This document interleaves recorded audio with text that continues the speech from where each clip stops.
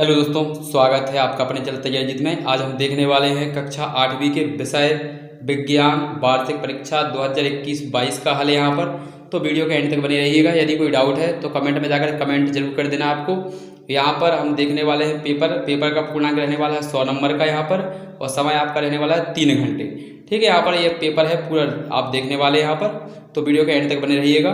तो पहला हमारा यहाँ पर दिया गया है क्वेश्चन, इसको पढ़ लेते हैं। तो हमारा पहला क्वेश्चन क्या दिया गया यहाँ पर, तो निर्देशांक दिए गए यहाँ पर। निर्देश तो अच्छे से पढ़ लीजिएगा यहाँ पर जो दिए गए हैं। तो पहला हमारा क्वेश्चन दिया गया 5 नंबर का, रिक्त स्थानों की पूर्ति कीजिए।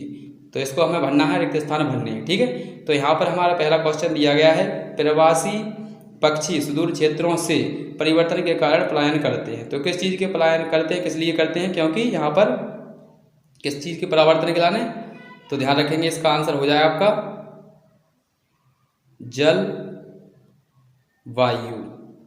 क्या हो जाएगा आपका इसका सही आंसर, जलवायु के कारण, जलवायु परिवर्तन के कारण ही पलायन करते हैं। इसके बाद अगला क्वेश्चन दिया गया है धातुएं अम्लों से क्रिया कर गैस बनाती हैं। तो कौन सी गैस बनाती है, तो यहाँ रखेंगे ध्यान है इसका हाइड्रोजन।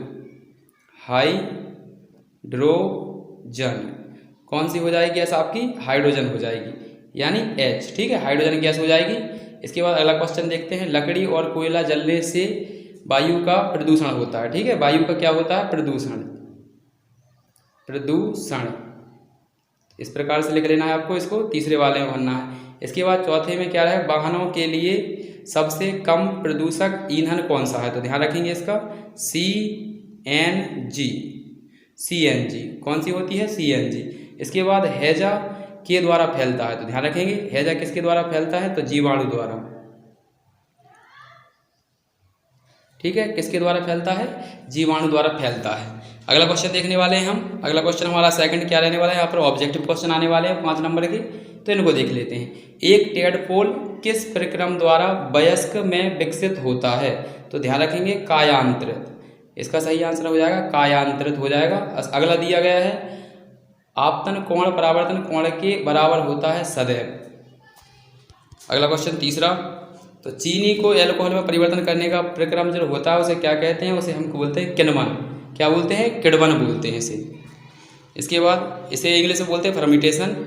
इसके बाद अगला क्वेश्चन देखने वाले हैं चौथा। तो ये रहा हमारा चौथा ऑब्जेक्टिव क्वेश्चन। तो इसको देख लीजिए क्या लिखा है, एक युग्मनज में पाए जाने वाले केंद्रकों की संख्या होती है, तो एक में केवल एक ही होती है। इसके बाद निम्न में से कौन सा सौर परिवार का सदस्य नहीं है, तो तारामंडल नहीं होता है, सौरमंडल। ठीक है यहाँ पर। तो अगला देखें क्वेश्चन, यहाँ पर तारामंडल नहीं होता है इसका भाग। इसके बाद हमें इसका देखना है क्वेश्चन नंबर 3। तो क्वेश्चन नंबर 3 10 नंबर का है। यहाँ पर कोई भी 5 करने हैं, यानी एक क्वेश्चन 2 नंबर का है हमारा। ठीक है, यहाँ पर 2 नंबर का एक क्वेश्चन होने वाला है। तो इनके आंसर आप देख लीजिए, बिल्कुल एक ही नज़र में आपको याद हो जाएंगे सभी के आंसर। तो इनमें हमें केवल 5 ही क्वेश्चन करना है। तो यहाँ पर 6 क्वेश्चन दिए गए हैं, इनमें से कोई आप 5 के आंसर लिख लेंगे। तो आइए इनको देख लेते हैं पहले। तो ये रहे इनके आंसर, तो अच्छे से इनको लिख लेना है आपको। तो ये रहा पहला क्वेश्चन, तीसरे का पहले क्वेश्चन का आंसर आप अच्छे से लिख लीजिएगा। ठीक है, तो यहाँ पर दिए गए हैं, तो आप इनको नोट डाउन कर लीजिएगा और क्वेश्चन पेपर में से मिला लीजिएगा। ठीक है, तो ये पहला क्वेश्चन हो जाएगा हमारा उसका आंसर, और ये सेकंड क्वेश्चन का आंसर है तीसरे वाले का। परावर्तन के नियम क्वेश्चन का आंसर है यहाँ पर। ये तीसरे वाले का तीसरा क्वेश्चन है, खिलाड़ी कीलदार जूते क्यों पहनते हैं, ताकि घर्षण बढ़ाए रखें और ताकि वह भी गिरने से या फिसलने से बचें। इसके बाद चौथा क्वेश्चन देख लीजिए, रेड डाटा बुक किसे कहते हैं, चौथा क्वेश्चन हमारा। इसके बाद क्वेश्चन नंबर 5वां, CO2 आग को किस प्रकार बुझाता है। अगला क्वेश्चन हमारा 6वां। इनमें से केवल कोई 5 क्वेश्चन ही आपको लिखना है। किशोरावस्था किसे कहते हैं, 6वां क्वेश्चन तीसरे का, किशोरावस्था किसे कहते हैं, इसका आंसर ये दिया गया है।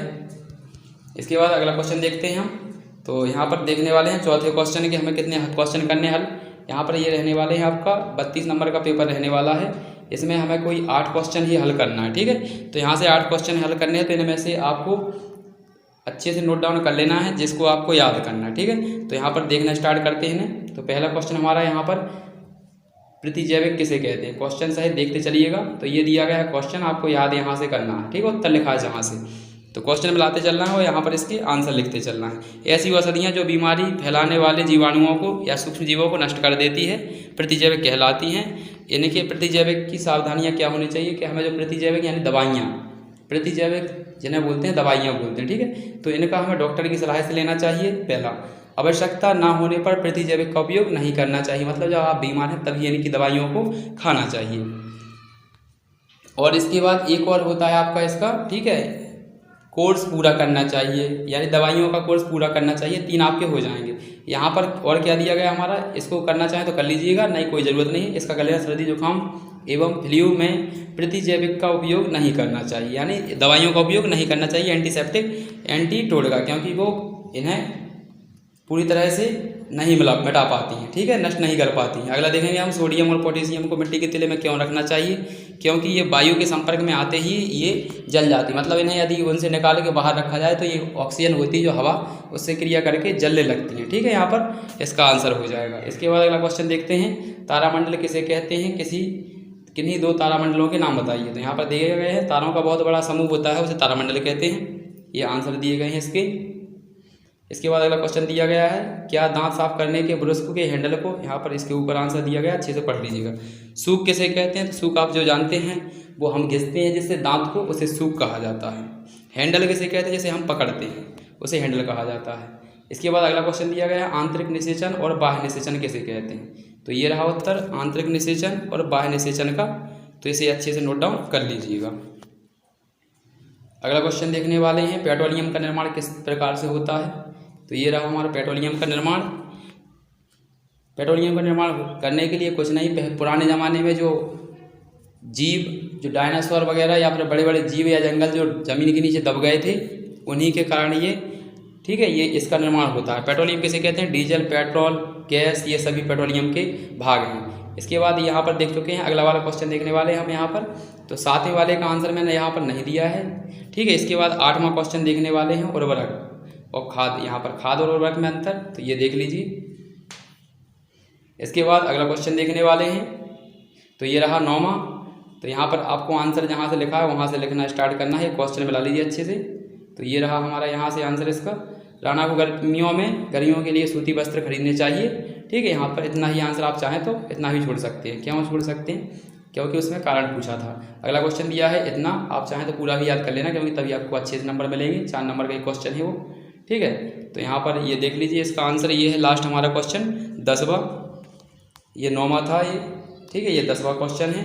इसके बाद ये हमारा सबसे लास्ट में क्वेश्चन है, धातु और अधातुओं में अंतर। ये दिखा देता हूँ मैं कौन सा क्वेश्चन है, ये अथवा का है। ये सबसे लास्ट वाला क्वेश्चन है हमारा, ये कौन से का है, ये 11वें वाले का।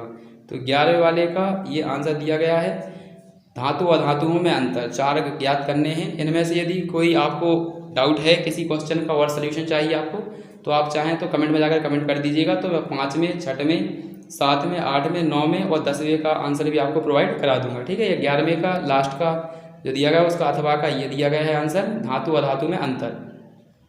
तो यहाँ पर